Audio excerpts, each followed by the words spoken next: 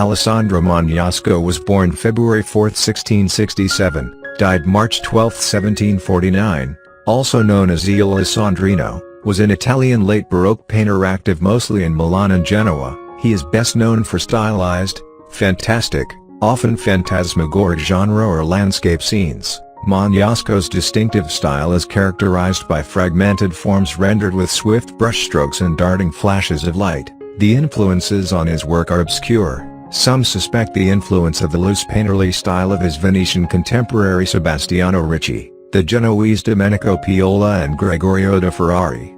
Although the most prominent of the three, Ricci, painted in a more monumental and mythic style, and these artists may in fact have been influenced by Magnasco. Magnasco was likely influenced by Milanese Il Morazzone in the emotional quality of his work. Some of his canvases recall Salvator Rosa's romantic sea-lashed landscapes, and his affinity for paintings of brigands. The diminutive scale of Magnasco's figures relative to the landscape is comparable to Claude Lorraine's more airy depictions, while his use of figures of ragged beggars has been compared with Giuseppe Maria Crespi's genre style. Crespi's figures are larger, more distinct, and individual.